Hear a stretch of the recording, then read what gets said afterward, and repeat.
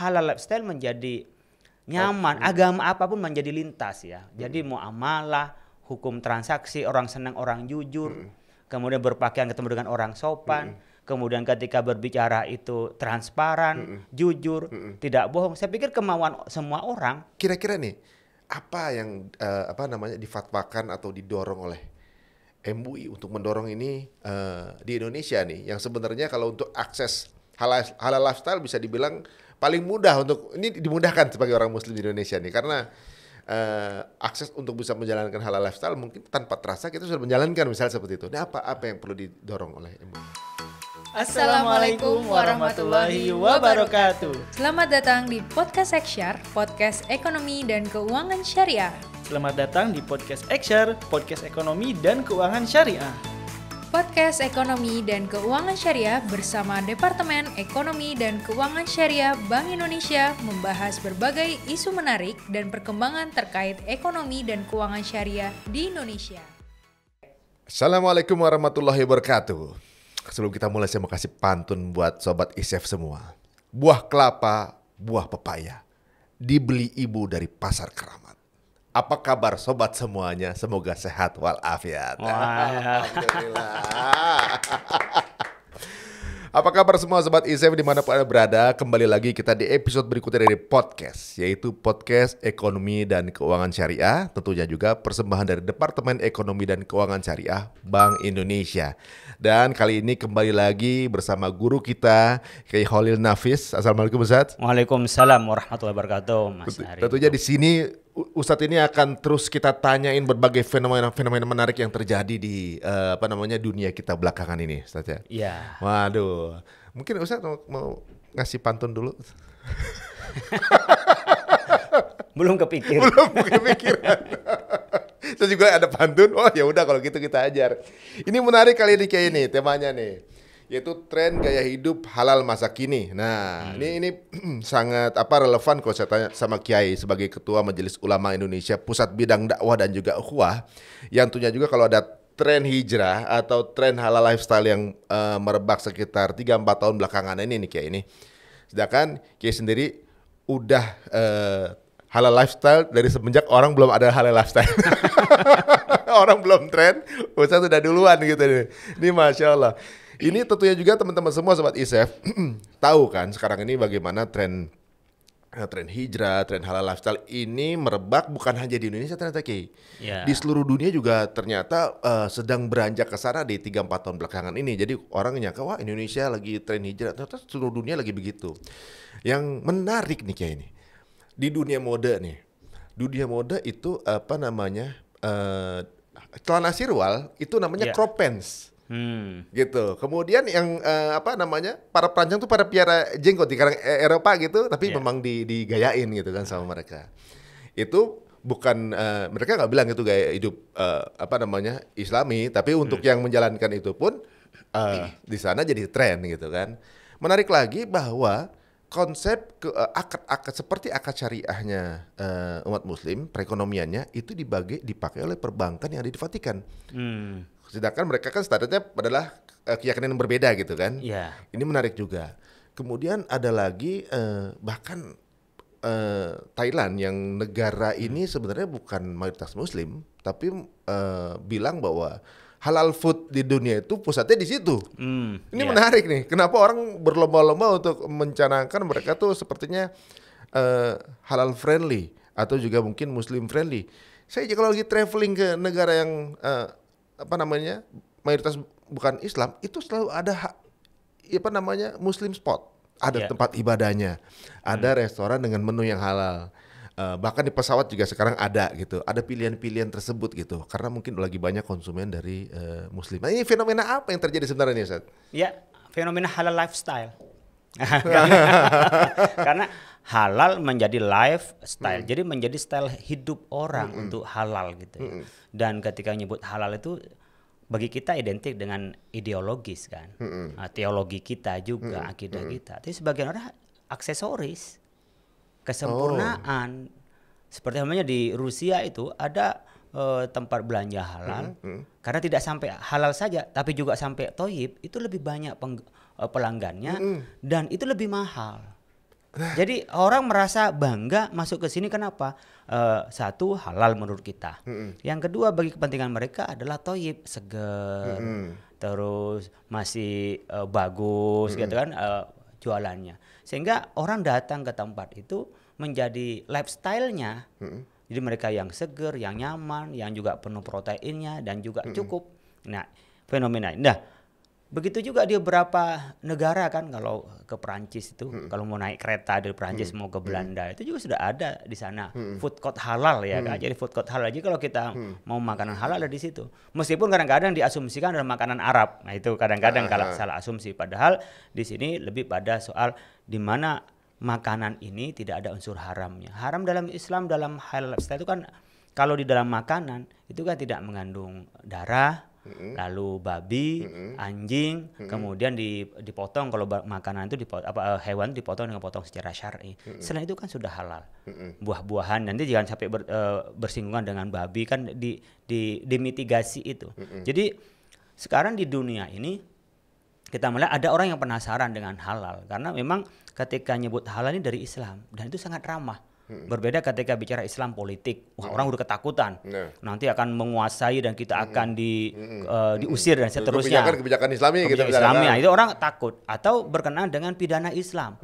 Kalau orang di pidana Islam dihukum mati, dipancung dan seterusnya. Jadi momok gitu ya. Momok. Tapi ketika bicara halal lifestyle, orang semua menerima. Dan itu adalah common sense semua orang. Jadi kalau umpamanya bicara juga halal lifestyle juga ekonomi syariah, transaksi yang transparan, lalu kemudian juga transaksi yang equal antara pemodal dan juga yang bekerja, begitu juga antara juragan dengan pekerja itu kan halal lifestyle, cepat dibayar, dikasih bonus, ada ju'ala dalam Islam namanya, itu kan halal lifestyle. Nah ini berkembang di dunia sekarang. Karena apa ya? Common sense orang, semua orang pengen diperlakukan sebagai subjek bukan sebagai objek. Menarik. Semua orang kepengen dihargai sebagai diri manusia. Dimanusiakan. Dimanusiakan. Tidak sebagai pekerja, lu pekerja Anda ada sebagai objek. Tidak. Begitu juga seperti halnya kita ketika transaksi dengan mitra kita ya, dia objek untuk saya mendapatkan keuntungan atau pemodal kepada pekerja, namanya kepada pengelola investasi dianggap sebagai namanya objek. Tidak, semua subjek. Nah, memposisikan semua posisi di tempat itu adalah subjek,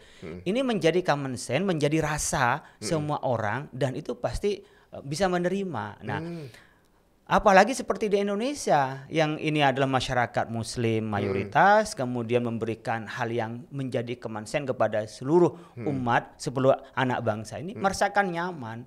Makanya halal lifestyle menjadi mudah diterima karena menjadi kebutuhan kita bersama. Nah, fenomena juga kesadaran beragama. Jadi religiositas itu sekarang naik ya. Apakah itu beragama Islam maupun agama lainnya, itu punya kesadaran religiositas. Ada pemahaman di luar itu agama apapun mengajarkan kebaikan. Nah biasanya yang bersinggungan pada saat teologi, soal ketuhanan, soal kenabian, itu pasti banyak menyinggung pergesekan antara satu agama dengan agama lain. Tapi ketika bicara soal kemaslahatan ammah, kemaslahatan umum, kepentingan umum, ya kebaikan secara merata, semua akan sama bahwa kita ketika makanan itu kepengen makanan-makanan yang segar, sehat dan juga yang halal tuh kalau bagi kita adalah halal. Kemudian juga berpakaian pun juga begitu, pakaian yang api, yang sopan kan gitu, bukan yang telanjang. Meskipun kita tidak boleh memaksa ya orang untuk berpakaian, tetapi ketika orang melihat kok Pak cakep ya, coba kalau dihitung dengan tahun umpamanya 70-an. Di satu perguruan tinggi negeri itu bisa dihitung siapa yang berjilbab. Iya. Ya. Kalau sekarang tahun 2022 mungkin bisa dihitung yang tidak berjilbab. Nah. Dan ketika berjilbab itu tidak menyinggung, namanya orang yang tidak berjilbab. Begitu juga orang yang tidak berjilbab tidak merasa terkucilkan. Itu kesadaran. Nah itu halal lifestyle sebenarnya. Begitu juga ketika makan ada kesadaran. Kalau anak saya ketika mau masuk di mall makanan, nanya dulu mana ada label halalnya.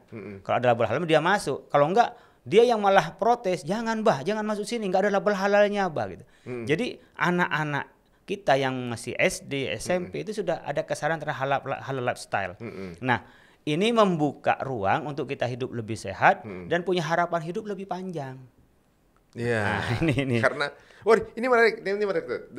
Dari apa yang kayak bilang tadi, mengenai makanan lebih sehat dan hidup lebih panjang. Ternyata saya dapat info tuh kalau untuk standar pemotongan hewan yang sehat itu sebenarnya mirip dengan standar pemotongan secara Islami yang pakai tenggorokan. Karena darahnya keluar, penyakitnya ikut keluar semua dan dagingnya jadi segar. Karena tipe yang lain disetrum, ditembak, potongnya tidak melalui tenggorokan itu masih menyisa darahnya dan penyakitnya masih di dalam. Tapi yang membedakan hanya ketika melakukan pemotongan mereka nggak baca bismillah itu aja. Tapi daging segar itu standar pemotongannya seperti itu. Saya rasa ini pemotongan Islami ini, gitu. Jadi mungkin cuma beda di pengucapan bismillahnya aja yang belum gitu. Sebenarnya kan gini, kalau di dalam syarat pemotongan itu, syarat minimal memang harus mari ya. Tenggorokan ini jalannya napas dan minum itu harus memang kepotong kan di situ. Nah itu standar sehatnya, standar sehat. Tapi ada standar keislamannya. Standar keislamannya termasuk yang motong adalah Muslim. Nah gitu. Ada juga ulama yang mengatakan tidak harus Muslim, tapi kita lebih sempurna adalah Muslim. Tapi kalau baca basmalah itu kesempurnaan. Muslim nggak baca basmalah pun bisa, sah juga potongannya. Oh, sah juga itu? Sah juga. Jadi tidak Bismillah itu bukan syarat sahnya motong, tapi Muslim ya. Orang harus potongannya orang Muslim, karena kalau udah Muslim itu ya tentu dia sudah mengikuti ajaran Islam. Tapi basmalah itu kesempurnaan, sunnahnya dianjurkannya baca basmalah. Tapi kewajibannya Muslim dan harus terpotong mariknya, jalannya, minuman dan juga pernapasan di sini. Itu yang menjadi kewajibannya. Jadi sebenarnya standar itu kan standar umum. Kalau kita bertemu, kemudian ada orang bersih, mau agama apapun kita kan nyaman. Iya, benar-benar. Nah, kalau ada orang memangnya bertemu dengan kita, papasan, kemudian dia aromanya enak. Saya pikir agama semua apapun nolak, sama, nggak nolak. Nah, sama dengan common sense begitu. Ketika cara motong Islam itu yang Islam mengajarkan kebersihan. Dan bersih biasanya awal dari kesehatan. Nah, di dalam motong itu biasanya diajarkan kebersihan. Bahkan kita ada tata krama jangan nyakitin kepada hewan tuh, kasih yang tajam. Jadi kita boleh memanfaatkan hewan tapi juga diberi hak hewan. Kemudian juga darahnya tidak boleh kita dikonsumsi, tapi ada darah yang boleh kita konsumsi. Apa tuh? Ya, darah yang ada di daging-daging nggak bisa dilepaskan kan nggak apa-apa. Kan yang darah yang mengalir itu yang haram. Tapi ketika kita kesulitan karena darah ada di sela-sela daging itu diperbolehkan. Dan itu tidak membahayakan, berbeda dengan darah setelah dites kesehatan dengan darah yang mengalir. Unsur-unsur kesehatannya. Jadi ketika ini memenuhi terhadap kebutuhan kesehatan, memenuhi kebutuhan terhadap manusia yang memerlukan kebersihan, maka ya halal lifestyle menjadi nyaman. Agama apapun menjadi lintas ya. Jadi muamalah, hukum transaksi, orang senang orang jujur, kemudian berpakaian ketemu dengan orang sopan, kemudian ketika berbicara itu transparan, jujur, tidak bohong. Saya pikir kemauan semua orang. Iya sebenarnya, common sense ini. Common sense. Jadi kalau bicara dakwah sebenarnya halal lifestyle ini adalah sarana dakwah yang paling efektif untuk tempat orang yang nggak mengerti Islam. Karena bisa saja orang yang nggak ngerti Islam itu punya persepsi yang beda, maka bisa jadi Islamofobia. Apakah dia personal ya? Apakah dia personal atau kelompok menjadi fobia karena nggak ngerti dengan isu-isu atau informasi yang salah. Dengan hal saya itu memudahkan bahwa ajaran Islam itu adalah baik gitu. Maka memahamkan melalui jalur halal lifestyle itu jalur yang paling baik. Dan kita tentunya kalau hitung-hitungan di Indonesia, halal food itu terbesar seluruh dunia. Dalam survei ya, dalam survei Islamic Economic Index itu, pembelanjaan halal di Indonesia ini pada tahun 2021 kemarin ada 144 miliar dolar US di Indonesia, terbesar. Kemudian yang menempati nomor 2 di dunia adalah farmasi, kosmetik, itu nomor 2 di dunia. Jadi orang kita banyak senang yang dandan, dan dandannya itu yang dandan halal. Baru yang ketiga adalah fashion. Nah, kita ketiga di seluruh dunia untuk fashion itu. Nah, sebenarnya untuk memenuhi kebutuhan pasar di dalam negeri saja, kita tuh sudah ya cukup besar pasarnya, marketnya di Indonesia. Malah yang di luar masuk ke dalam. Makanya kalau kita keluar, saya pernah keliling di Nusantara ini ya, di Asia Tenggara ini maksud saya, seperti Kamboja, umpamanya ke Brunei, lalu kemudian juga ke Thailand. Itu banyak orang berpikir di sana, Pak, gimana cara ngirim halal ke Indonesia? Dan bagaimana mendapat standarisasi sertifikat halal. Sektor halal apa yang bisa kami kirim ke Indonesia, Pak? Itu sering mereka tanya. Jadi banyak bertanya untuk membawa produk-produk mereka ke dalam negeri kita, ke Indonesia, karena pasar kita yang terbesar seluruh dunia. Bisa bayangkan umpamanya yang muslim ada 229 juta dari 272,5 juta populasi Indonesia. Kan cukup besar sekali pasarnya. Nah, ketika kita mengembangkan hal itu mengubah dari persepsi konsumen menjadi industri. Iya. Nah, kita kemana-mana kan kita bikin sertifikasi halal di MUI.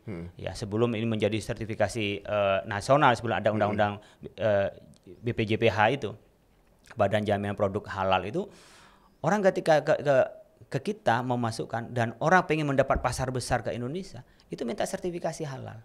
Sebelum sekarang menjadi mandatori, menjadi kewajiban. Nah, kita ingin mengubah dari kita mensertifikasi, bagaimana bisa didorong kita menjadi industrialisasi. Sehingga kita bisa nanti memenuhi pasar dalam negeri, kemudian juga bisa juga ngirim ke luar negeri. Karena kita mempunyai pola. Makanya berkenaan dengan fashion ya, baju atau karena kita halal itu sekarang kan tidak bukan makanan saja, bisa juga dari baju. Yang halal seperti apa? Ya seperti halnya, umpamanya kita kalau jaket kulit bukan jaket kulit dari babi. Ya, kok ada halal? Memang halal cuma dimakan? Bukan, halal itu termasuk memudahkan menyampaikan tentang najis. Ya, apa yang paling mudah disampaikan pada orang yang tidak mau detil-detil belajar Islam? Ya sudah halal dan haram saja. Jadi yang najis mamanya, yang tidak boleh dipakai untuk sholat kan berarti kan tidak halal. Kita menggunakan halal. Pak, kok ada kulkas umpamanya halal, Pak, umpamanya kan. Nah, kok makan kucing disebut halal? Memang halal tuh kucing makanan halal. Ada orang yang makanan kucing ditaruh di kulkas. Makanan kucing taruh di kulkas. Taruh di kulkas. Kulkasnya dicampurkan dengan makan makanan kucing. Tuan rumahnya. Kemudian ditanya, makanan ini terbuat dari apa? Kalau ini terbuat mamanya dari yang najis, kita mengatakan tidak halal. Artinya tidak suci. Sehingga kalau ini bercampur dengan makanan lain menjadi haram. Kalau kucing nggak ada haram halalnya kalau kucing gitu. Ini ada juga yang minta seperti itu. Nah, kita wah, MUI ini kok ngerjain soal halal haramnya kucing. Memang kucing dikenain syariat Islam gitu ya. Kita yang kena syariat Islam, kemudian makanan itu kalau dicampur dengan kita menjadi najis. Nah, itu polanya. Begitu juga baju ini halal, baju haram. Kalau baju ini umpamanya terbuat dari jaketnya dari yang najis, maka kita mengatakan tidak halal. Karena sulitnya mengidentifikasi antara najis. Nah, sementara kalau udah jadi jaket kan nggak bisa dicuci. Dia tetap haram, apalagi dia dari kulit babi. Udah itu. Jadi gitu soalnya ya? Udah jadi. Di kosmetik banyak tuh? Kosmetik juga banyak. Kuasnya dari bulu babi, bamanya. Terus ini juga bisa kita lihat. Yang membahayakan kita mengatakan tidak halal. Ketika terbuat dari kimia, yang sehingga akan membuat muka itu akan rusak. Itu bagian tidak halal. Oh gitu ya? Termasuk juga kalau kita pasang silikon kan sama juga tidak halal. Oh iya, dimasukin dalam tubuh lagi. Di bagian tubuh kan la tabdila li khalqillah. Kita enggak boleh ngubah terhadap kejadian. Umpamanya hidungnya dipanjangin begini. Itu kan bagian dari halal lifestyle. Itu enggak halal bagi kita. Oh jadi manjangin hidung itu kan ada yang ada yang ngisi dengan iya, silikon. Itu berarti haram itu. Ya Allah. Ngerubah takdir. Biarin aja begitu. Kalau kita pengobatan beda dengan pengobatan. Hidung begini banyak kena tabrakan atau kecelakaan apa, kemudian kita diobatin, beda pengobatan. Dengan ngubah bibir begini ya kan, dipola. Kalau suntik lemak itu misalnya orang tuh kan lemaknya berlebihan kemudian disuntik biar keluar gitu, disedot gitu, sedot lemak maksudnya. Itu gimana tuh? Saya tidak tahu pasti ya polanya seperti itu. Tapi kalau itu hanya pengobatan, ngeluarin lemak itu, membersihkan tuh nggak apa-apa. Tapi kalau sampai mengubah, matanya diubah, alisnya juga diubah, itu haram. Ada kan yang tapi kalau cuma merawat nggak apa-apa. Jadi kalau kaidah besarnya kita harus spesifik kan hukum itu. Kalau sampai dia mengubah wajah, mengubah penciptaan Allah itu yang haram. Tapi sifatnya merawat, membersihkan, mengobati itu nggak apa-apa. Oh begitu. Jadi kalau matanya dibikin ke atasan dikit, kan gitu biar kelihatan matanya tajam. Itu. Ada tuh kayak yang kantong matanya ini kemudian dibuang. Itu ya nggak apa-apa. Itu nggak apa-apa ya. Itu mengobati jadinya. Ya pembersihan, menyehatnya seperti pengobatan, pembersihan. Karena kan kita mungkin muncul seperti bintik-bintik dibuang kan sama dengan itu kayak kalau kita udah agak tuaan dikit kan kadang tumbuh daging-daging kecil di sini kalau itu boleh pengobatan. Nah, ini menarik nih, kayak teman saya mualaf nih, dulunya bertato gitu. Ya. Kemudian ketika ada revert jadi seorang muslim, apakah perlu dihapus tatonya gitu? Sudah menempel. Ini kan bagian dari halal juga. Dia masih ada yang bilang boleh, ada yang bilang nggak apa-apa gitu. Ada yang bilang nggak apa-apa, ada yang harus bilang hapus gitu kan. Ya, maka kalau menurut dia ngapusnya tuh sakit juga gitu. Itu kan saya sebelum jadi seorang muslim gitu. Yeah. Tapi memang di tatonya itu memang keyakinan yang berbeda gitu. Jadi memang agak polemik gitu. Nah, kalau menurut pandangan kayak gimana? Ya sebenarnya gini, apa yang ada di kita seperti tato ya, di Islam memang melarang untuk tato, mengharamkan. Jadi kalau orang bertato sudah nggak halal lifestyle itu ya. Jelas. Nah, kalau dia baru jadi seorang mualaf gitu kan. Kalau bisa dihapus, itu berkewajiban dihapus. Tapi kalau memang nggak bisa dihapus, afallahu anhu, Allah memaafkan. La yukallifullahu nafsan illa wus'aha. Allah nggak akan memaksa di luar batas semua. Sampai kita kayak diiris-iris kulitnya gitu kan. Nah, sampai rusak gitu kan, mungkin ya itu nggak perlu dilakukan itu. Sudah, itu adalah masa lalu yang Allah akan maafkan. Waktu awalnya kelihatan pas dibuka baju, oh nggak tahu udah habis. Maksudnya habis tempatnya tapi kayaknya. Itu kalau dihapus, habis semua sebadan dia gitu. Kalau memang nggak bisa dibersihkan sampai melukai, sampai menyengsarakan, kalau dihapus nggak usah dihapus. Oh, kecuali kalau memang mudah dihapus. Kalau mudah dihapus, lebih baik dihapus. Kayak kita punya tinta, kan ada mungkin tato yang bisa dihapus ya. Yeah. Ada tato yang permanen. Saya juga ada teman juga yang baru masuk Islam juga, itu badannya udah habis, tempatnya semua tato semua. Ya, karena kan gini, kalau bagi kita kadang-kadang butuh bersih ketika wudhu juga perlu masuk, atau mandi besar kita kan perlu nyampe ke kulit. Itu nggak boleh ada yang menghalangi ke kulit. Semuanya harus. Ya harus nyampe ke kulit kita. Itu sebenarnya makanya dalam Islam tidak boleh pakai tato, apalagi ditempelin di atasnya sehingga air nggak nyampe ke kulit. Itu kan wudhunya nggak sah. Kalau mandi besarnya juga tidak sah. Tapi kalau itu dilakukan sebelum masuk Islam, kemudian nih kalau diangkat ya pasti sengsara, ya menimbulkan citra dan seterusnya, ya nggak perlu dibuang itu.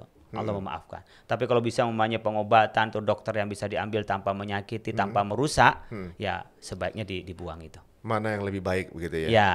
Aduh, Masya Allah. Nah ini kalau sektornya apa aja sih? Kayak sektornya di halal tadi kan kayak udah masih bukan hanya makanan juga. Ya, makanan. Fashion, farmasi juga, kemudian kosmetik termasuk bermuamalah juga tuh ya. Bermuamalah, bahkan media juga. Media juga, jadi tontonannya juga kita nggak lihat aurat juga wisata. Wisata halal itu juga. Itu lifestyle semua tuh. Lifestyle semua. Jadi sebenarnya halal lifestyle seperti tadi, gimana kita ini hidup sesuai dengan Islam. Bahkan kita menghindari yang syubhat sekalipun. Jadi orang jangan berhenti di halal, kan mudahnya halal saja, tapi harus halal thayyib. Nah, thayyib ini adalah yang menghindari yang syubhat. Ini umpamanya makanan ini baik, tapi sekarang besok udah basi kan, udah nggak baik lagi. Besok udah haram. Halal tapi tidak baik gitu kan. Iya. Nah, kalau kita juga berkenaan dengan warok juga begitu. Ini pakaian saya ini sudah tutup aurat, tapi kurang pantas gitu loh. Umpamanya saya podcast begini pakai kaos oblong saya, sementara saya dipanggil Ustadz sama Mas Ari Untung. Nah itu kan halal, tetapi nggak thayyib. Oh iya. Seperti pakaian nutup aurat itu adalah bagian dari halal gitu. Jadi ketika kita nutupin dari pusar sampai lutut itu bagi laki-laki tutupin aurat. Tetapi ada yang lebih dari situ adalah bicara akhlak thayyibnya. Nah, thayyibnya adalah yang pantas, yang layak kita lakukan, kita pakai, itu adalah halal thayyib. Makanya sebenarnya halal lifestyle, kalau saya ingin menambahkan halal thayyib lifestyle. Halal thayyib lifestyle. Enggak cuma berhenti di halal aja halal ya. saja. Halal itu lebih pada prosedur, tapi ketika untuk kesempurnaan itu bisa lifestyle. Jadi nanti makanannya pun juga makanan yang halal. Cara mendapatkan, nah itu juga bagian halal juga. Jangan kerja di tempat pelacuran, jangan tempat perjudian gitu. Itu kalau halal lifestyle juga. Cara mendapatkan sesuatu dan juga barangnya itu sendiri. Ini kan baru ada namanya halal lidzatihi. Ya kan, ada haram lidzatihi, ada haram li ghairihi. Ada yang haram karena memang barangnya barang haram. Nah, ada barangnya ini halal tapi cara mendapatkannya, air ini halal. Tapi hasil saya mencuri kan jadi haram. Iya. Bukan hanya ligori, karena faktor X. Iya. Barangnya halal tapi faktor X-nya itu makanan. Pakaian pun juga begitu. Ini pakaian tutup aurat iya, tapi dapat mencuri. Sama juga ya. Itu sama juga tidak jadi To Z harus halal berarti. Dari A sampai Z-nya itu harus halal semua. harus halal semua. Itu baru halal lifestyle. Berarti yang harus diperhatikan selain halal adalah toyib. Toyibnya. Nah ini menarik nih. Jadi kalau kita ngikutin sebenarnya koridor halal dan juga toyib sebenarnya ya jadi indah sebenarnya semua. Jadi baik, dan benar, baik, indah, komplit gitu sebenarnya. Insya Allah. Kayak. Nah kira-kira nih apa yang difatwakan atau didorong oleh MUI untuk mendorong ini di Indonesia nih, yang sebenarnya kalau untuk akses halal lifestyle bisa dibilang paling mudah untuk ini dimudahkan sebagai orang Muslim di Indonesia nih, karena akses untuk bisa menjalankan halal lifestyle mungkin tanpa terasa kita sudah menjalankan misalnya seperti itu. Nah apa yang perlu didorong oleh MUI? Iya, saya ingin bercerita tentang sejarah tentang sertifikasi halal ya. Ketika awal-awal dulu ada yang nulis di jurnal, dosen Malang itu hasil risetnya ternyata ada satu produk saya nggak sebut dulu kontroversi, itu disebut mengandung babi. Nah itu perdagangan makanan dan minum sampai turun hampir 80% di Indonesia. Itu di zaman sebelum reformasi ya, tahun sekitar makanan ini? Iya, sekitar 97-98 itu dari makanan awalnya. Ini polemik sampai ke presiden saat itu. Kemudian MUI menyampaikan kalau itu memang mengandung barang haram setelah diteliti oleh MUI.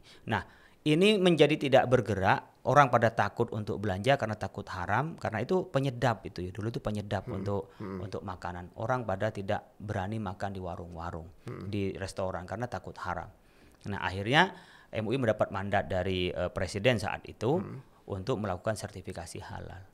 Nah, MUI secara volunteer mempersilahkan orang yang mengajukan halal, kemudian MUI berkolaborasi dengan IPB, nah, dengan beberapa perguruan tinggi untuk melakukan audit. Jadi diperiksa seperti halnya umpamanya ketika orang mau jual makanan apa, umpamanya ayam, cara nyembelihnya seperti apa. Kemudian ketika orang umpamanya buka warung, alatnya apa saja, penyedapnya apa saja. Nah itu diteliti oleh MUI. Itu biasanya mengaudit, melakukan pemeriksaan halal terhadap warung itu paling sulit. Apalagi restoran. Di restoran tuh sulit lagi karena banyak produk dan masing-masing itu kan per bahan harus diteliti. Kemudian setelah bahan diteliti itu halal dan semuanya kadang-kadang ada yang dibawa ke laboratorium apakah ini halal atau haram. Kemudian cara masaknya kalau dia namanya menyiapkan untuk orang non muslim juga seperti babi. Kita nggak melarang itu, tapi harus tempat masaknya berbeda, piringnya berbeda, penyuguhannya berbeda. Kalau saya dulu pernah kursus di NUS National University of Singapore itu mahasiswa-mahasiswa yang makan yang halal ditaruh tempat lain, di tempat ngambilnya pun juga berbeda dengan teman-teman yang non halal ya. Itu dipisah. Nah, MUI itu setiap minggu itu melakukan penelitian, pemeriksaan, kemudian juga memutuskan terhadap halal tidaknya, mengeluarkan fatwa tentang satu produk. Itu yang paling intens adalah halal. Sampai mendorong Undang-Undang Nomor 33 tahun 2014 itu, tahun 2014 tentang BPJPH, Badan Jaminan Produk Halal ya. Undang-Undang Produk Jaminan Halal inilah didorong oleh MUI untuk menjadi kewajiban, sekarang menjadi mandatori.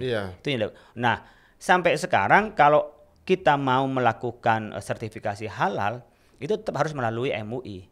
Hanya kalau dulu pendaftaran semua di MUI, MUI punya LPPOM, lembaga pemeriksaan halal, badan halal dan kosmetikanya itu di MUI. Nah, sekarang pemeriksaan itu diserahkan kepada pihak eksternal. Yang sudah dapat terstandar untuk melakukan pemeriksaan halal. Pendaftarannya melalui Badan Jaminan Produk Halal, tapi setelah nanti ini diperiksa untuk menentukan halal tidak halal tetap melalui fatwa MUI. Jadi MUI selain mengeluarkan fatwa secara umum, umpamanya berkenaan setiap unsur, setiap makanan, setiap umpamanya produk yang itu mengandung turunan babi, maka kita mengatakan sudah nggak bisa lagi ada toleransi sama sekali. Sama dengan kasus vaksin, ketika di situ ada ketersinggungan dengan babi, kita sudah tidak lagi meneruskan auditnya karena terus turunannya menjadi haram. Itu membedakan MUI dengan tempat lain yang kadang-kadang ada proses alamiahnya, bahwa babi nanti masih bisa difilter dan seterusnya. Ada sebagian negara yang masih menggunakan, tapi di MUI dan di Indonesia sebagai penjamin produk halal, ketika ada ketersinggungan dengan babi, maka turunannya itu nggak terusin lagi, udah nggak bakalan halal. Itu sifat kehati-hatian dari MUI lebih detail ya. Kita memang bahasanya itu kehati-hatian, udah bener tadi, ihtiyaton. metodenya Imam Syafi'i. Kita lebih baik hati-hati daripada kita sembrono. Makanya orang banyak ini di mana kok di luar kok dihalalkan oleh MUI kok diharamkan. Kami ingin himayatul ummah, ingin melindungi umat. Kan kita masih bisa cara lain yang itu bisa meninggalkan dari syubhat. Itu syubhat tadi. Syubhat itu nggak jelas halal haramnya, tapi kita meninggalkan demi menjaga diri termasuk pada dalam haram itu. Jadi ini nggak pasti haram, tidak, tapi tidak pasti halal, tapi kita tinggalkan demi menjaga diri dari Ada pahalanya itu. Nah, itu syubhat namanya. Jadi tingkatan syubhat, tingkatan keberagaman kita yang lebih baik, dalam bahasa agama namanya wara ya. Wara itu kalau diterjemahkan Indonesia menjadi marwah, martabat. Jadi ada ketergantungan kita berbuat karena Allah, baik itu secara fisik maupun secara hati. Dan kita meninggalkan sesuatu yang karena takut barang haram, meskipun belum tentu haramnya, karena takut terperosok pada barang haram. Takut sama Allah ya. Nah, karena takut kepada Allah. Nah, ini yang kita lakukan untuk menjaga halal lifestyle. Nah, MUI karena yang menjamin mengeluarkan fatwa, fatwa itu punya konsekuensi bukan hanya di dunia dia menjadi ditulis halal, tapi di akhirat. Namanya satu warung kita nyatakan halal, ternyata haram. Ini setiap orang yang makan ke warung itu ternyata makan, itu tulisan ditanggung oleh kiai itu. Iya, waduh. Ternyata berat ya. Makanya disebut ajrakum alal fatwa, ajrakum alan nar. Anda dikit-dikit berani memfatwa, Anda harus berani nanti masuk neraka karena bertanggung jawab. Betapa umat yang nunggu ini, mana fatwanya ini, boleh apa enggak? Banyak orang nanya kemarin, kayak gimana perdukunan? Haram. Mau orang cocok mau tidak ya karena hasil fatwanya itu kayak saya harus sampaikan gitu kan. Begitu juga umpamanya hal vaksin dulu. Wah, ini halal Mas ini. Yang ini haram, yang ini halal. Silahkan. Kami kalau mengatakan dorat silahkan, tapi kami kalau menyampaikan hukum harus apa adanya karena kami bertanggung jawab di hadapan Allah. Masya Allah. Ternyata nggak mudah juga untuk berada di MUI ya, karena tanggung jawabnya itu bukan hanya pada saat hidup, dibawa lagi sampai ke akhirat ya. Jadi ada satu mungkin kebijakan yang membuat orang kemudian ikut terperosok, maka itu jadi dosa jariah gitu ya. Ya. Tapi ketika semua orang tertolong dengan adanya logo halal, akan jadi pahala jariah dong. Pahala iya. Jadi pahala. Jadi memang pilihannya dua-duanya mungkin karena berada di kebijakan itu ya. Jadi luar biasa ini teman-teman semuanya. Ini peluang pahala besar. Pengen kerja di MUI, ya peluang pahalanya besar. Tapi kalau salah peluang dosanya juga besar. Tinggal bagaimana menjadi orang yang tetap berhati-hati gitu ya. Betul. Aduh, Masya Allah. Ini berarti perlu kita doakan guru kita, kiai untuk tetap berada diberikan kesehatan sama Allah ya, karena tugasnya nggak mudah. Masya Allah. Nah, ini peluang dan tantangannya bagaimana nih, Kiai, untuk sekarang ini gitu? Ya, kalau berkenaan dengan peluang, saya pikir besar. Kalau di Indonesia tentu populasi umat Islam yang besar, 229 juta. Peluang tuh ya? Peluangnya. Kemudian kesadaran beragama. Hasil penelitian dari Kementerian Agama Litbang pada tahun 2001 itu menunjukkan bahwa 86% masyarakat itu menentukan pilihan berdasarkan agama. 86%? 86%. Jadi kalau sekarang umpamanya ada orang yang mau nyalon jadi wali kota, gubernur, presiden, itu menampakkan kesalehan religiusitasnya beragama itu memang karena ada kecenderungan orang memilih berdasarkan keagama, ya religiusitasnya. Selain maunya populasi milenial sekarang yang besar, usia-usia produktif itu kan semuanya adalah peluang, dan kita perlu masukkan kepada anak-anak kita untuk mereka melakukan kerja-kerja yang mengarah pada kehidupan halal lifestyle. Nah, ini peluang semua. Artinya kita memenuhi pasar dalam negeri saja kalau bicara produksi belum kita habis-habis ya. Udah nggak habis-habis bahasa orang gitu. Meskipun kita harus untuk juga ke dunia juga karena kita butuh syiar juga ya, dan bahasa dakwah kita juga perlu bahasa kita ada bahasa ini juga kita butuh promosi juga ke luar negeri. Tapi tantangannya adalah kita cenderung kagok ya dengan pasar di luar. Nah, kita ini kan kadang-kadang kalau namanya ini beli di mana? Beli di Hong Kong, beli mana di Jerman, beli mana umpamanya di Paris. Kita kan ke bawah dengan, termasuk juga kita tantangannya dengan merek. Kita kan bukan enak, bagusnya tidak, tapi mereknya, brandingnya itu kita juga lemah di soal branding ini dari produk-produk kita. Nah, begitu juga kemasan, itu tantangan kita adalah di kemasan ini. Jadi kita memang kerjaan kita, sama jaket kulit, nggak kalah jaket kulit kita yang dari Garut itu. Tapi model, Begitu juga sepatu, Iya, itu kan iya, nggak iya, kalah iya. gitu. Tapi kita kemasannya, kemudian model kita masih kurang. Nah, tantangan kita adalah bagaimana membuat perusahaan-perusahaan yang go public. Ya, bagaimana kita melatih keterampilan-keterampilan anak-anak kita untuk tidak kalah dengan pesaing-pesaing dari luar, mulai dari merek-merek terkenal itu. Kemudian adalah bagaimana bisa mendorong kita ini mempromosikan di dunia tentang keunikan-keunikan kita. Kita punya peluang, halal lifestyle kita tuh punya peluang. Jadi kalau saya dulu kuliah di Malaysia, katanya ngambil doktor itu, dosen saya itu kalau belanjanya ke Bandung. Oh, saya dengar tuh kalau Malaysia memang fashionnya ke Bandung ininya. Ke Bandung, belinya ke Bandung itu. Dan just tip tadi, teman-temannya pada jasa titip. Ke beliau ya? Iya, ke beliau. Akhirnya awalnya main-main saja dengan saya ke sini, akhirnya jadi bisnis dia. Ketika ke sini, bawa ke sana, jadi cukup untuk ongkos bolak-baliknya dari jasa titip teman-temannya itu. Oh, Kita lebih kreatif, model-modelnya lebih variatif. Nah, itu kan keunggulan. ya. Terus kita ada keunggulan lagi adalah berbasis local wisdom, kebudayaan lokal yang itu unik bagi orang luar. Ya, nggak Kalau tahu itu tuh, didesain lebih bagus, itu kan lebih unik. Coba kalau kita ke Jogja, ya. dan kita bisa bermain di harga sebenarnya. Kalau di luar mahal-mahal, di kita itu kan coba kaos itu 50.000, itu udah cakep banget itu bahannya. Oh, di luar nggak dapat itu. Nggak ada, udah 50.000 itu berapa dolar kan? Mana bisa kita. Iya, Kalau iya. kita udah ke luar negeri mau beli oleh-oleh kaos itu lebih baik beli dicetak sendiri aja Iya, di sana benar. kan gitu gambarnya. Nah, ini kan peluang besar bagi kita, tapi sekaligus adalah tantangan bagi kita. Kalau kita bisa memanfaatkan peluang dengan baik, kita akan maju. Tapi kalau kita hanya terpaku dengan tantangan tadi, nggak bisa kita menyelesaikan persoalan-persoalan domestik kita berkenaan dengan bagaimana kita memanage perusahaan yang baik. Nah, ini kita akan menjadi konsumen saja.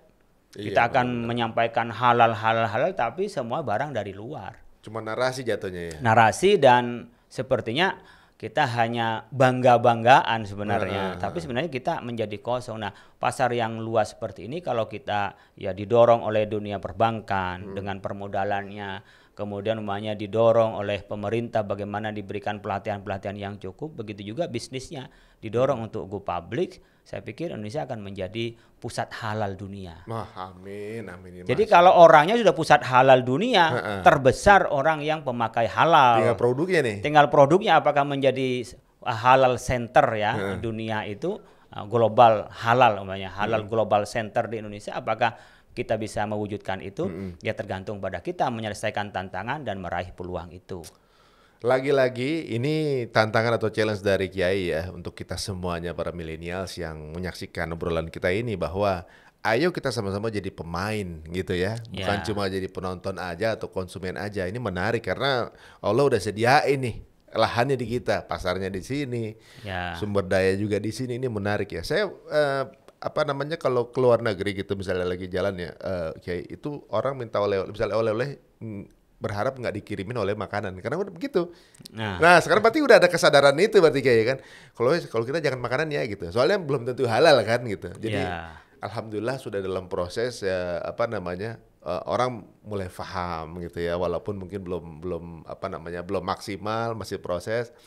Ini menarik tadi yang dikatakan Kiai bahwa semuanya sudah halal, tinggal bagaimana bersaingnya berarti Kiai ya. Ya. Jadi dari alasan rasional sendiri berarti quality dan produk kita itu jangan yang kaleng-kaleng kalau kita mau mengangkat marwah produk-produk halal. Harus yang paling keren quality-nya dan juga bisa bersaing. Benar nggak Kiai? Betul, dan kita sebenarnya di Indonesia ini untuk membanggakan ya.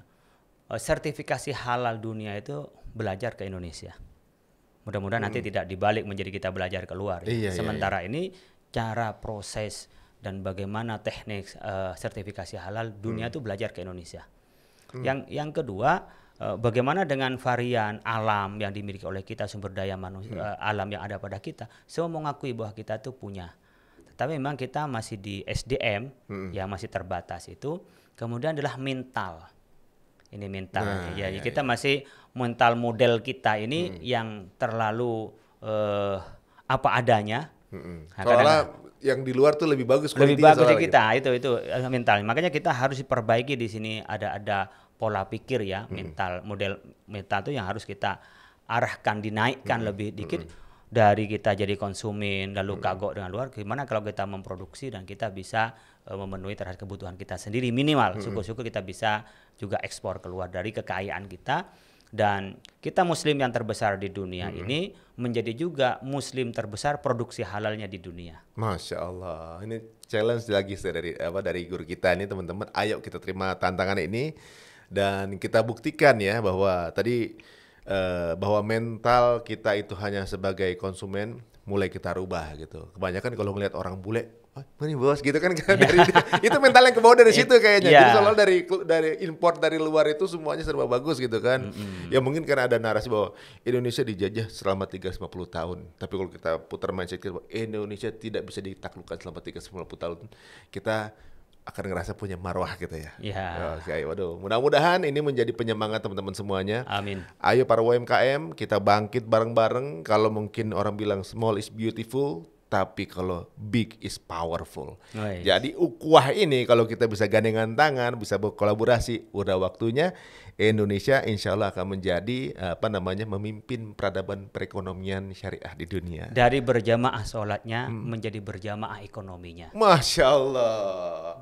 Boleh saya catat itu, Ustaz? Buat postingan Instagram. Masya Allah. Waduh, ini daging semua apa yang kita obrolkan dengan Kiai Khalil ini. Mudah-mudahan menyemangati kita, para pelaku usaha, para pembuat perancang model, para pelaku seni, membuat tren. Ini pasarnya besar, masih terbuka lebar, dan kita adalah tokoh sentral di perekonomian syariah ini. Ayo kita sama-sama bermain dan menjadi orang-orang memegang keputusan di perekonomian ini. Terima kasih Ustaz atas waktunya. Sama-sama. Ini luar biasa, memberikan banyak ilmu secara saya pribadi dan mudah-mudahan juga buat teman-teman yang menyaksikan acara ini. Dan kita akan ketemu lagi di episode berikutnya dengan fenomena-fenomena di dunia syariah yang luar biasa, tentunya masih di podcast, yaitu persembahan dari Departemen Ekonomi dan Keuangan Syariah Bank Indonesia. Salam ISF 2002. Saya Ari Untung, mohon pamit. Assalamualaikum warahmatullahi wabarakatuh. Waalaikumsalam warahmatullahi wabarakatuh. Podcast Ekonomi dan Keuangan Syariah. Podcast Ekonomi dan Keuangan Syariah. Demikian tadi podcast Ekonomi dan Keuangan Syariah episode kali ini. Nantikan episode podcast Ekonomi dan Keuangan Syariah selanjutnya bersama Departemen Ekonomi dan Keuangan Syariah Bank Indonesia.